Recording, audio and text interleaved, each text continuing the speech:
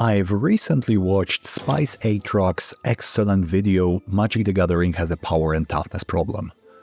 The video concentrates on how a common concept in Magic that creatures with a high power and toughness are more powerful in the story, in the universe than creatures with a low PNT can lead to some very unintuitive conclusions in some cases. Spice's main example is a comparison of two types of creatures, creature tokens specifically, boars, typically 2/2s, and soldiers, which are often 1/1s. Brought to its logical conclusion, it would seem that boars should always wash soldiers in a direct confrontation in the Magic universe, which of course is a very silly conclusion.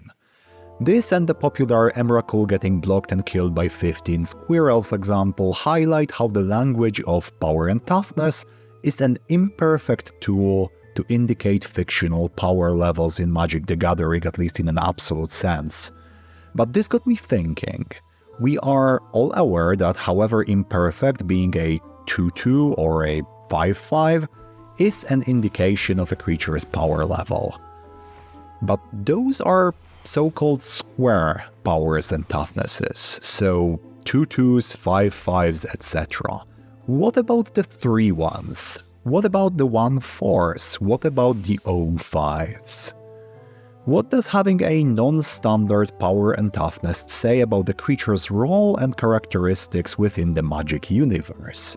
I'm interested in this because, as I've mentioned, I consider mechanics to be a sort of form of communication, a form of storytelling even. And I think that there's value, or at least fun, in trying to understand what Magic designers may be trying to communicate when assigning a 4/1 stat block to a creature.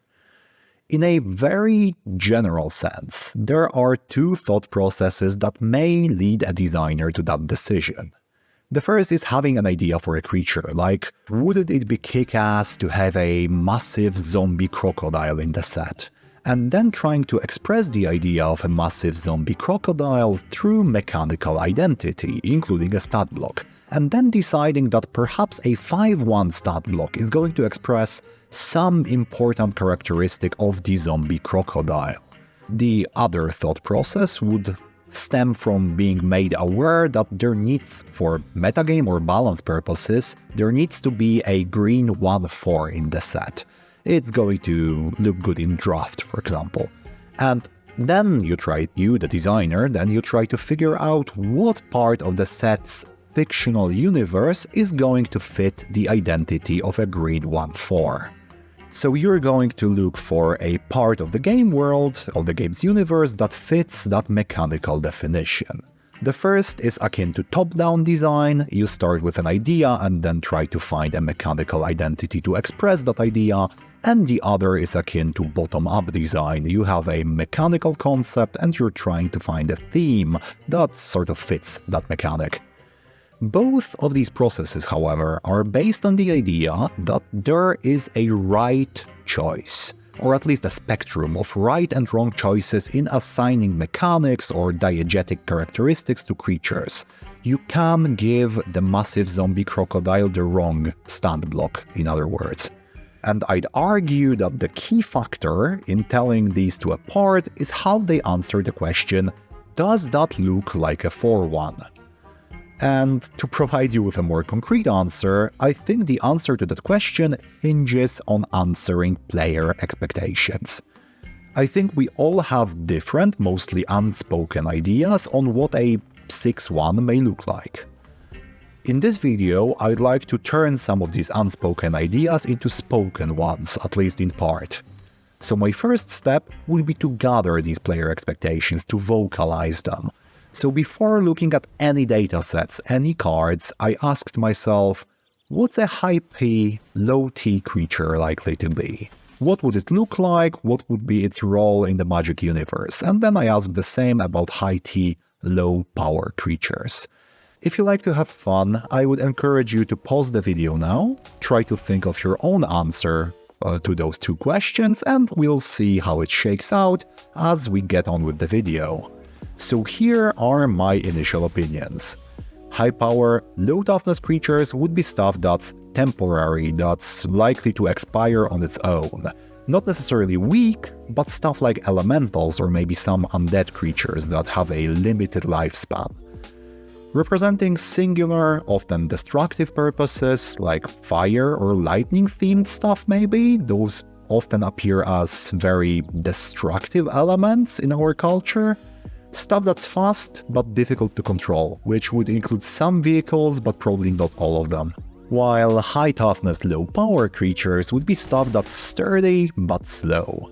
I know tree folk are an example, like Doran the Siege Tower has it as a mechanic on him, but maybe some rock or metal creatures? Many of them are likely to be just big squares, but maybe not all of them. Walls, for sure. Like, walls are the apex of sturdy but slow. So these are my expectations, but my expectations are formed in a kind of feedback loop. They are based on a good number of existing Magic the Gathering cards that do belong to these categories that I've seen before, which in turn influences my expectations for cards that I haven't yet seen that may or may not belong to these categories. So to get some contrasting opinions, I asked two other people to join me, a game designer friend of mine and my partner. Both play games, including card games, but haven't played Magic the Gathering much, and they are mildly aware of its existence because I don't shut up about it, but their initial assumptions may be different from mine by the virtue of not being influenced by the existing Magic the Gathering cards that fit these definitions.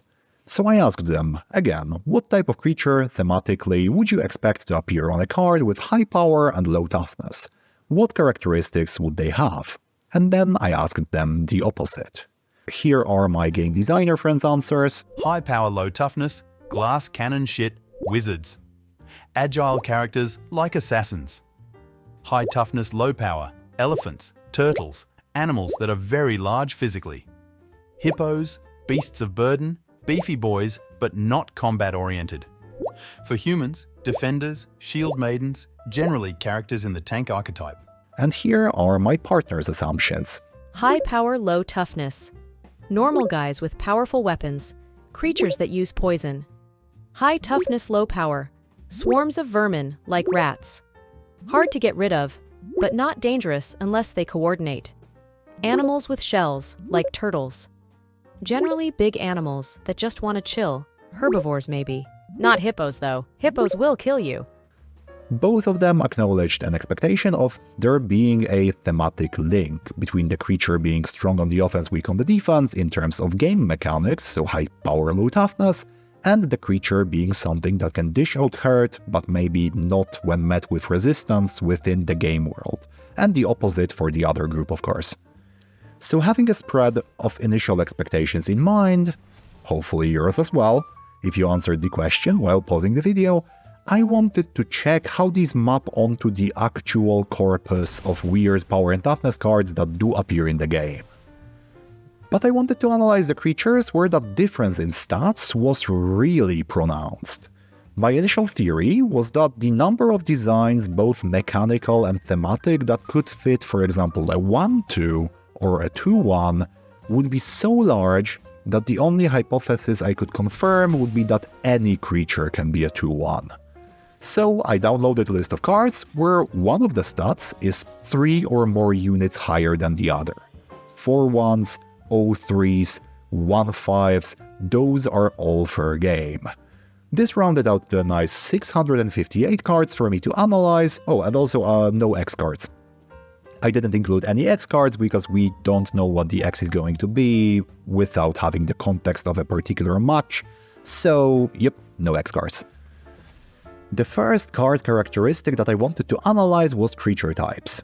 Types have the benefit of both being relatively easy to count up, being single words that appear in isolation from the rest of card text, and the additional benefit of being evocative of multiple additional characteristics.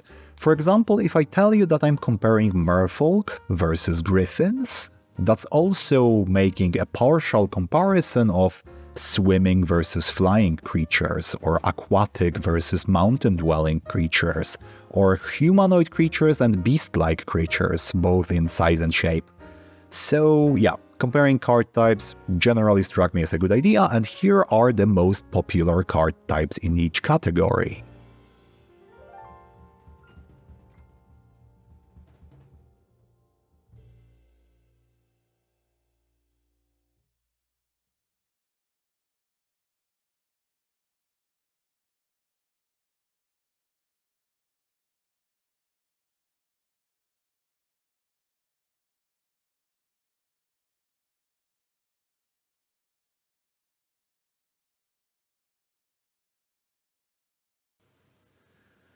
Now, there's some weird stuff happening here.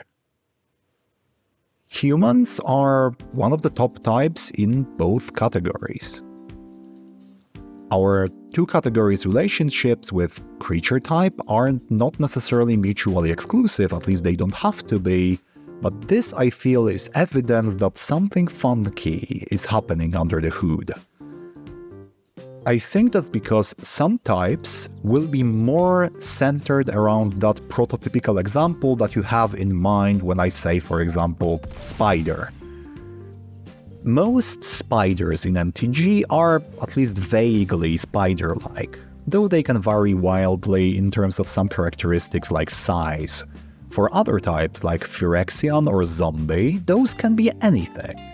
If I ask you how many legs a new member of the Phyrexian type is likely to have, your answer may veer towards 2. Most Phyrexians are somewhat human-like, or humanoid at least, but that is very much not a given. We will not be getting into that into too much detail, as I'm afraid I'm unable to talk about prototype theory and Wittgenstein without boring you to death, but maybe next video. Anyway, this mostly happens for types that are really large in terms of number of members, like humans. There are strong humans and there are weak humans. There are quote-unquote normal humans and humans that were enhanced or mutated or something. High power, low toughness humans, and the opposite. Knowing a creature is human doesn't really tell us much about their role in the story or their expected stat block. And of course it's possible to circumvent this problem by changing the question that we're asking at least a little bit. Let's ask instead, are high toughness creatures more likely than average to be humans than creatures are generally likely to be humans? The other way around may be easier to parse. Are humans on average more likely to be high toughness, low power than not? We'll accomplish that by dividing the number of creatures of a particular type in our measured category by the total number of cards of that type. High power humans divided by total humans, in other words. And here are the adjusted results. For high power, there's elementals, vehicles, and interestingly, ogres. For high toughness, overwhelmingly walls, but also plants, crabs, treefolk, turtles, spiders, and then interestingly also vehicles. This shows us some very interesting trends. Me and my friends were likely correct in some of our initial expectations. I remembered elementals correctly, assumed vehicles as well, but in the high T category, walls were pretty much a freebie. But crabs and turtles were an amazingly accurate shot in the dark on the part of my friends, especially considering that they didn't know if those were actual card types in MTG. But the presence of vehicles in both categories also unmasks another limitation to our method. As these groups are relatively small, I mean high T, low P vehicles and the other, let's look at all of these cards. Here are the high power vehicles.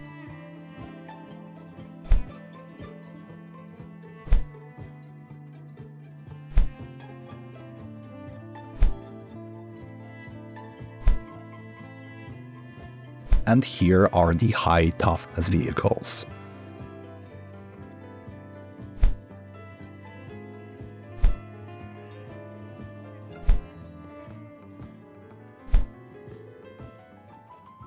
Do you see the differences in their fictional positioning? Just based on the card art and maybe the flavor text alone. High-power vehicles are either strictly combat-focused, like marauding Dreadship, or blindingly fast, like Oval Chase Dragster. The flavor text on Oval Chase Dragster is a great representation of this trend. High T vehicles' most important characteristics are their size. They are often very physically large, with the paragon in that regard being the Consulate Dreadnought. And while they may be used offensively, that is often not their singular purpose, with them being able or even likely to be used for maybe transport. They don't necessarily lack the characteristics of high P vehicles. For example, Golden Argosy is fabled for its speed, but its main purpose in the story was transporting Keldon warriors to Urborg during the Phyrexian invasion, and its use in battle was at best incidental, with it crushing Phyrexian invaders against the sides of the mana rig with its hull. So it still fits the binary that we've created here. It's more of a transport vehicle than a combat vehicle. I'm saying vehicle a lot today. So our vehicle, again comparison, shows us a limitation of just comparing types.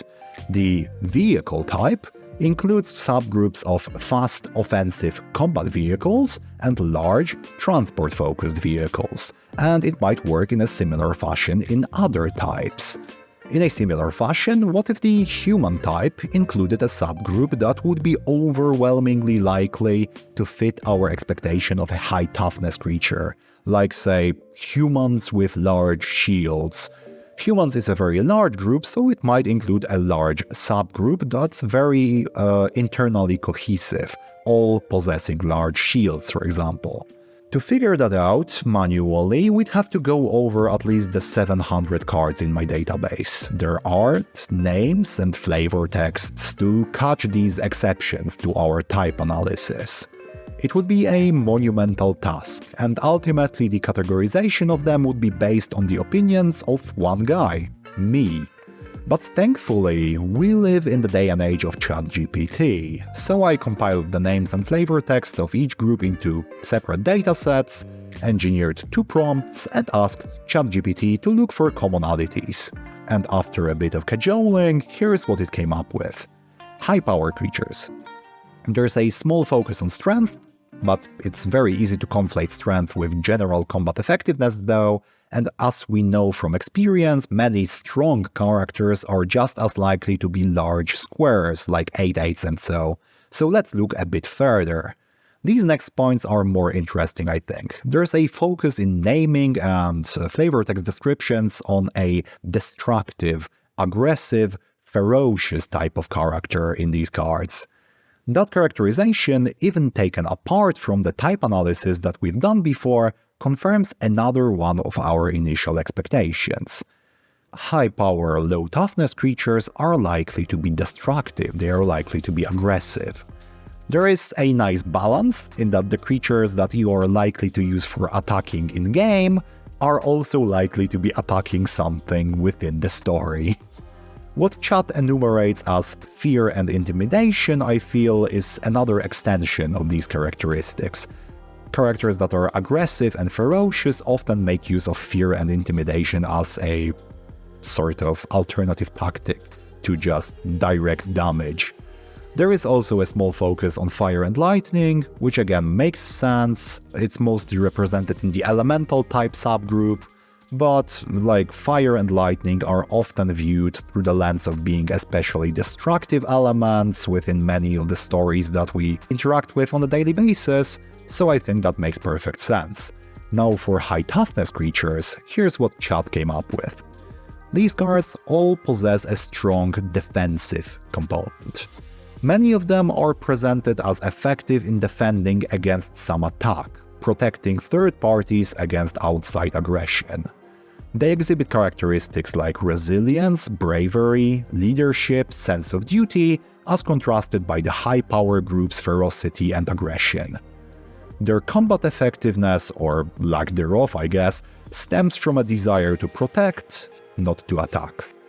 Elementally, chat found evidence of a connection to nature being a commonality, which makes sense to me on an intuitive level. Nature, plant magic, often appears in a defensive, non-violent, maybe even healing-related context in the stories that I interact with, so yep, that would make sense. And those are some observations that are general for the whole group. They go beyond our initial type analysis. So in summation, I feel like we've established that Magic cards belonging to our two groups fit our initial sets of expectations, our initial 3 sets of expectations pretty well. If you're a burgeoning card game designer yourself, I think it would do you well to consider these paradigms in your own card game designs. While I do risk reducing the complexities of this topic to the obvious, I could phrase it as so. If you need a defensive creature, make it a creature that's likely to defend in the universe.